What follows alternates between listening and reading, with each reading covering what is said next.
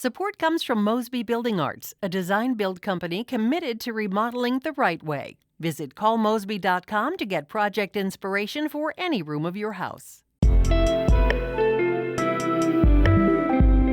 From the St. Louis Public Radio Newsroom, this is The Gateway.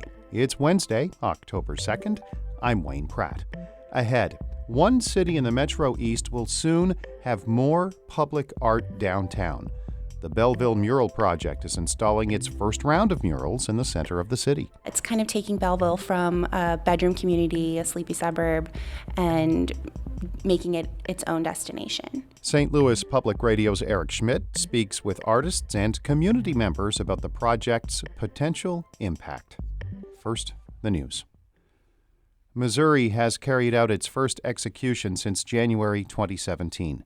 Russell Bucklew was put to death last night for a string of crimes, including killing a man in 1996.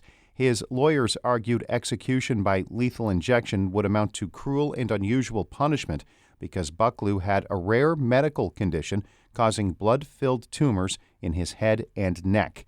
The case has received national attention. There were no signs of distress during the execution. Bucklew killed Michael Sanders in 1996, raped a former girlfriend, and shot a state trooper. He also attacked his ex-girlfriend's mother and her boyfriend.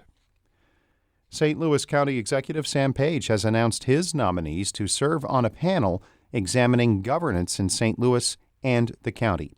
St. Louis Public Radio's Jason Rosenbaum has more about Page's Board of Freeholders decision-making. Page's picks for the 19-person Board of Freeholders include former Bi-State Development Chief John Nations and former Democratic County Executive candidate Mark Montavani. It comes more than a week after St. Louis Mayor Lyda Krewson picked her 9 appointees, who are awaiting confirmation from the St. Louis Board of Aldermen.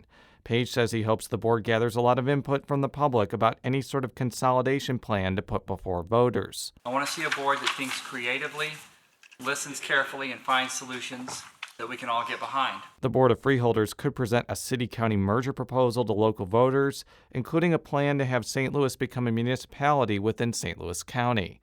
I'm Jason Rosenbaum, St. Louis Public Radio. The St. Louis Airport Advisory Working Group will likely vote today on whether to issue a request for qualifications.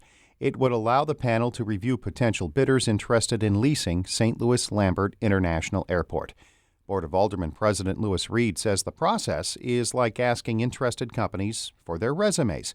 He says the real decision on whether to privatize Lambert will come later, during a request for proposals or an RFP. Once we get through an RFP process, we truly have something to make a decision on. I mean, everyone that says they're for or against, they have no idea because there's like literally nothing in front of us to say what we can make a decision on. Reed made those comments during an appearance on St. Louis on the Air. The working group has said a private company will not be able to take over airport operations until late next year at the earliest. If you enjoy listening to The Gateway, let the world know. Write a review or rate us wherever you get the podcast. I appreciate it when listeners do that, but the bosses, they love it. Artists in Belleville are painting the town red and many other colors. The Belleville Mural project is bringing murals to the sides of 4 buildings in the city's downtown core. As St. Louis Public Radio's Eric Schmidt reports, artists and organizers believe the effort will have a lasting impact. Scott Pondrum sets up a ladder and places a few paint cans in front of a large white wall. It's marked with chalk and painted outlines to guide him through the mural he's about to paint. He shakes one of the paint cans, pops it open, and gets to work, slowly applying mint-colored paint to the vast wall. Instead of doing too many layers of different colors to get depth, I just chose all these flat colors and then allow the wall texture to create some kind of depth on its own. The St. Louis-based artist has completed about 12 other murals of similar size in the Grove, downtown St. Louis, and around Cherokee Street. He says this one is different because of the wall surface. It's like a concrete block that has a pyramid surface to it. The wall isn't quite flat, and that's the very reason he wanted to work on the project. Pondrum's mural is on the side of a nutritional supplements business and revolves around the theme Get Up and Go. He says he tried to make those letters into an abstract base coat of colors. And then there's going to be more artwork on top of it. There's a number of figures that will go on this base coat. They'll be jumping, flipping, and climbing around the letters.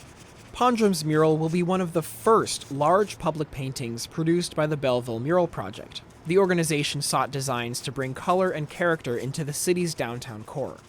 Pondrum compares the area as it is to a gallery, which only draws people when full of compelling artwork. Mural projects like this, where there's multiple murals in one location, does the same thing on a grander scale. Jessica Kopecki is another one of the project's artists and says these murals can help define the downtown space. Downtown areas are like a heart of a city, right?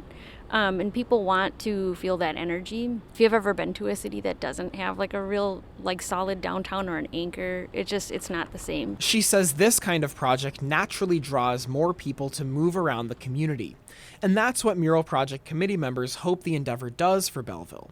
Emily Smith is one of them. It's kind of taking Belleville from a bedroom community, a sleepy suburb, and making it its own destination. Smith moved to Belleville 2 years ago when her husband was stationed at Scott Air Force Base. She says she's lived across the United States and in many other countries. We've sort of seen all sorts of different cultures and the way that art is wrapped into those places. And so the idea that we could bring that sort of energy, that sort of culture to Belleville was really exciting. Other city residents saw the way public art impacted communities outside of Belleville and wanted the town to follow suit. Sarah Pluniak joined the committee for that reason. I have seen throughout the years murals go up in bigger cities like Austin and Nashville, and I just have seen such a great following and thought there's no reason why Belleville shouldn't have that. Pluniak is a lifelong Belleville resident and says these paintings are an opportunity to showcase the city's ties to the arts beyond major events like Art on the Square. And personally, she says she hopes the murals convey the values that have kept her in the community for so long. I see that this town is full of love and full of hope, and it is just a great opportunity to show everyone that on the outside. These first murals will be finished by October 11th, and Pluniak says they're just the beginning. We've had a lot of prospects, a lot of people coming to us asking us, like, hey, can we get a mural on our wall? Or we have our wall to offer. The Mural Project is moving forward with other potential locations. 2 more downtown sites passed the city's Zoning Board of Appeals last Thursday.